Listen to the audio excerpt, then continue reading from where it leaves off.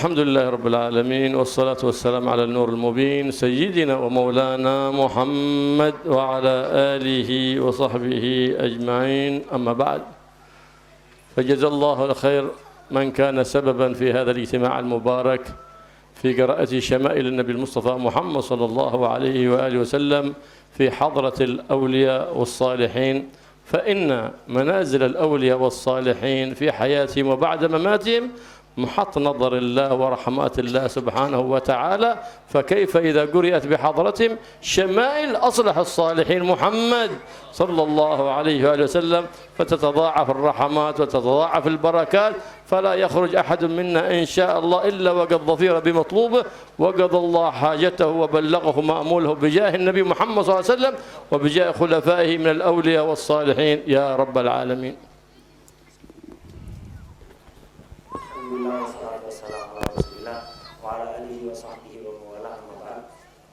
Semoga Allah membalas segala kebaikan kepada siapapun yang terlibat di dalam pelaksanaan acara pada sore hari ini, perkumpulan kita yang penuh barokah, yaitu membaca sejarah hidup biografi Nabi Muhammad SAW di hadapan para aulia dan orang soleh. Tempat tinggal orang yang soleh, baik ketika mereka masih hidup atau setelah meninggal, itu akan menjadi pusat perhatian Allah, pusat turunnya rahmat Allah. Apalagi kita berada di hadapan orang soleh, kemudian membaca sejarah hidup pemimpin orang-orang soleh, yaitu Nabi besar Muhammad SAW. Tentu rahmat dan barokah yang akan diturunkan oleh Allah kepada kita akan berlipat-lipat insya Allah. Sehingga kita berharap ketika kita pulang nanti, semua hajat dan keinginan kita insya Allah dikabulkan oleh Allah Subhanahu wa ta'ala. سئلت سيدتنا عائشة، قال بعض الصحابة لسيدتنا عائشة: صفي لنا خلق النبي محمد صلى الله عليه وآله وسلم. قالت لهم: أما تقرؤون القرآن؟ أنتم ما تقرؤون القرآن؟ كان خلقه القرآن وشيمته الغفران، ينصح للإنسان ويفسح بالإحسان ويعفو عن الذنب إذا كان في حقه وسببه، وإذا أضيع حق الله لم يقم أحد لغضبه صلى الله عليه وآله وسلم. Sayyidah Aisyah radhiyallahu taala pernah ditanya oleh sebagian sahabat. Beliau sebagian sahabat ini meminta kepada Sayyidah Aisyah agar supaya Sayyidah Aisyah menjelaskan seperti apa sih akhlaknya Rasulullah SAW.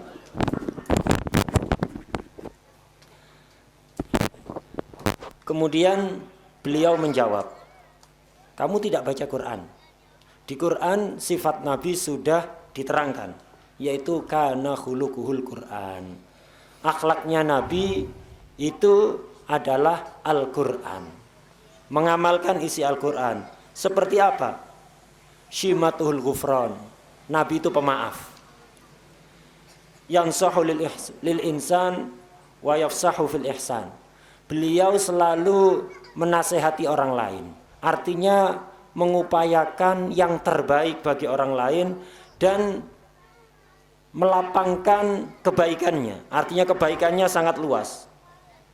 Kemudian beliau kalau diganggu urusan pribadinya selalu memaafkan.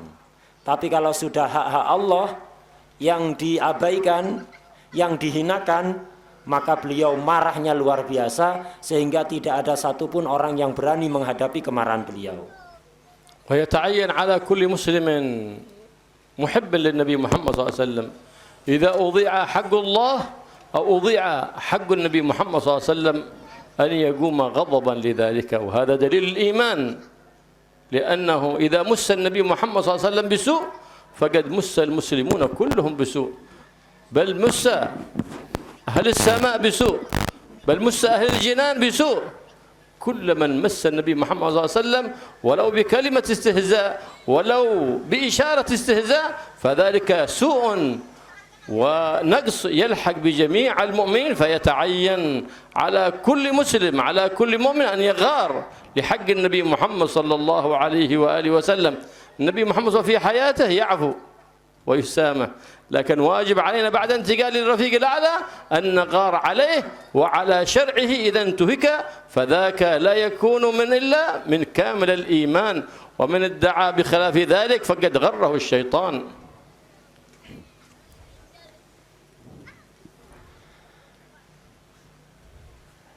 Wajib bagi setiap orang yang muslim, orang yang mukmin, ketika hak-hak Allah diabaikan, dihinakan, atau hak-hak Rasulullah SAW dihinakan, dinistakan, wajib bagi setiap muslim untuk marah.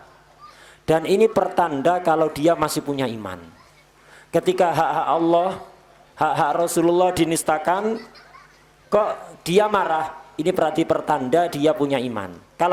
Berarti kalau tidak marah, tandanya sudah tidak ada iman di dalam hatinya.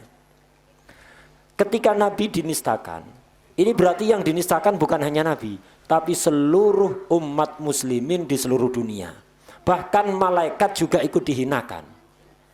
Karena itu wajib hukumnya bagi setiap mukmin untuk memiliki rasa ghirah, cemburu ketika Nabi dinistakan.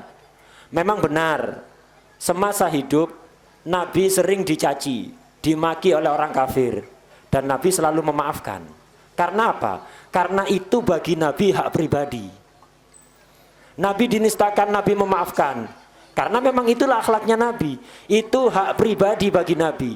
Tapi setelah Nabi sudah wafat, kemudian Nabi dinistakan, bagi kita orang Islam itu bukan hak pribadi kita, tapi Nabi kita, agama kita yang dinistakan. Karena itu wajib hukumnya kita untuk marah dan membela beliau. Dan ini tanda iman. Kalau ada orang lain, siapapun itu, yang punya pendapat beda dengan apa yang disampaikan beliau tadi, maka itu sebenarnya dia mewakili setan di dalam pembicaraannya. Wa kana sallallahu alaihi wa alihi wasallam dha qalbin salim لا يضمر لمسلم غشا ولا ضرا، لأنه محط نزول الأنوار والبركات هو قلب النبي محمد صلى الله عليه وسلم، ومن ذلك القلب العظيم تتفرع الأنوار والبركات على سائر البريات. فلهذا أمر أمته بتصفية القلوب وصلاح القلوب، لأنه محل نظر علام الغيوب الله سبحانه وتعالى. فلا ينفع قيام ليل وصيام نهار مع ظلمة القلب وملؤه بالحقد والحسد والغش والضر. لا، ينبغي تصفية القلوب حتى تكون محل نظر علام الغيوب، فيحصل لها النور والسر بواسطة الحبيب المحبوب محمد صلى الله عليه وآله وسلم. فمن كان أراد نصيبا من ذلك النور فليجتهد في تنظيف قلبه ليحوز من ذلك النور نصيب وافر. Nabi SAW ini adalah orang yang berhati sangat bersih. Tidak ada di dalam hati Nabi itu keinginan untuk melakukan kejahatan, kejelekan kepada orang lain, menyimpan dendam kepada orang lain, kepingin berbuat yang bisa membuat orang lain susah. Tidak ada. Nabi Muhammad SAW ini merupakan sumber cahaya yang diturunkan oleh Allah dan juga barokah yang diturunkan oleh Allah. Jadi Allah menurunkan cahaya dan barokahnya pada Nabi Muhammad SAW. Kemudian dari cahaya Nabi Muhammad dan barokah Nabi Muhammad inilah kemudian memancar ke seluruh makhluk. Siapapun yang mendapatkan cahaya dari Allah atau barokah dari Allah pasti melalui jalan Nabi Muhammad SAW. Dan cahaya serta barokah tersebut hanya akan dipancarkan oleh Allah melalui Nabi Muhammad SAW kepada orang yang hatinya bersih, tidak kotor.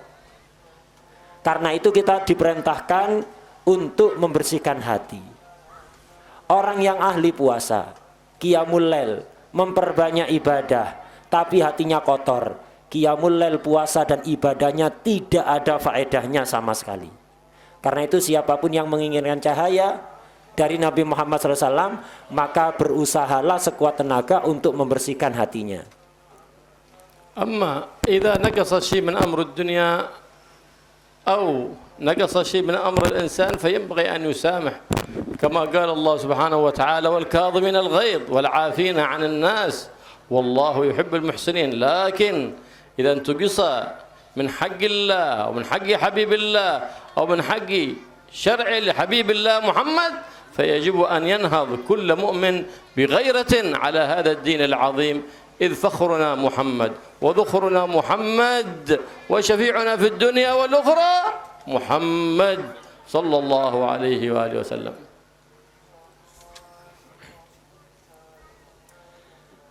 Kalau kita diganggu atau disakiti urusan pribadi kita, kita diajarkan untuk memaafkan. Sebagaimana di dalam Al-Quran, Allah memuji orang-orang yang selalu memaafkan orang lain kalau punya kesalahan kepada pribadinya. Wal kadhiminal ghaib, termasuk orang yang dipuji adalah orang yang biasa menahan amarah. Wal afina 'anil nas, orang yang memaafkan orang lain. Dan Allah cinta kepada orang-orang yang berbuat baik. Akan tetapi kalau yang dihina ini berkaitan dengan Allah atau Rasulullah sallallahu alaihi wasallam, maka kita tidak berhak dan tidak boleh untuk memaafkan. Kita wajib membela hak-hak Allah dan hak-hak Rasulullah sallallahu alaihi wasallam. Karena kebanggaan kita itu hanya satu, yaitu Nabi Muhammad sallallahu alaihi wasallam. Kemuliaan kita Nabi Muhammad sallallahu alaihi wasallam. Pemberi syafaat kepada kita baik di dunia maupun di akhirat tidak ada lain hanya Nabi Muhammad sallallahu alaihi wasallam. كان هناك رجل من الفاسقين لكنه عندما سمع رجل آخر من الكافرين يسب سيد المرسلين محمد صلى الله عليه وسلم غار على النبي محمد صلى الله عليه وسلم، ولما سمعه يأمر بذلك زادت غيرته فقام وأخذ قارورة من قوارير الخمر وضربها على رأسه وهرب إلى بيته. ففي الليل رأى النبي محمد صلى الله عليه وسلم فرحا مسرورا منه لما غار عليه من قول ذلك القائل المعاند الكافر المستهزئ. فأصبح الصباح وقد قذفت في قلبه الهداية ونجح بنور الهداية، فصار باكيا تائبا وصار من أولياء الله ببركة الغيرة على حبيب الله محمد صلى الله عليه وآله وسلم. Beliau bercerita, ada di sebuah negara di Mesir, itu orang yang fasik. Dia ini pemabuk, biasa pergi ke bar. Pernah suatu ketika dia sudah ketagihan untuk minum bir. Suatu ketika dia ingin minum, tidak punya uang. Akhirnya dia pergi ke bar, mau beli makanan, tidak ada uang. Akhirnya pemilik bar ini kafir, pemilik bar ini orang kafir, tidak mau memberi bir. Kemudian dia mau ngasih, sudah gini, kamu nanti tak akan kasih bir semau kamu berapa saja, dengan syarat satu, yaitu apa? Kamu caci Nabi Muhammad SAW. Dan dia si pemilik bar itu mencaci Nabi Muhammad SAW. Si pemabuk ini mendengar nabinya dicaci, tidak terima dia, langsung marah. Dia ambil botol bir, dipentung ke kepala pemilik bir tadi itu. Dipukulkan kepala pemilik bir. Setelah itu dia pergi. Apa yang terjadi? Malam harinya dia bermimpi bertemu Rasulullah sallallahu alaihi wasallam, dan Rasulullah sangat senang dan membanggakan orang ini atas kecemburuannya ketika Nabi dicaci, atas pembelaannya kepada Rasulullah sallallahu alaihi wasallam. Paginya bangun tidur, dia langsung menangis sejadi-jadinya dan menyesali semua perbuatan maksiat yang selama ini dia lakukan. Tidak lama dia langsung menjadi salah satu wali dari aulia Allah Subhanahu wa taala, barokah pembelaannya kepada Rasulullah sallallahu alaihi wasallam. الله يرزقنا وإياكم محبة النبي محمد صلى الله عليه وسلم واتباع النبي محمد صلى الله عليه وسلم ومحبة آل بيته وأصحابه، ويرزقنا وإياكم الغيرة عليه ويحيينا على ملته ويميتنا على سنته ويحشرنا في زمرته في عافية وسلامة يا رب العالمين. Kita memohon kepada Allah Subhanahu wa taala agar supaya kita dikaruniai rasa cinta yang besar kepada beliau Nabi Muhammad sallallahu alaihi wasallam, ittiba kepada beliau, cinta kepada keluarga serta para sahabat beliau, dan semoga kita semuanya dikaruniai oleh Allah rasa cemburu dan pembelaan kepada beliau serta agama beliau, dan semoga kelak kita dikumpulkan bersama beliau di hari kiamat.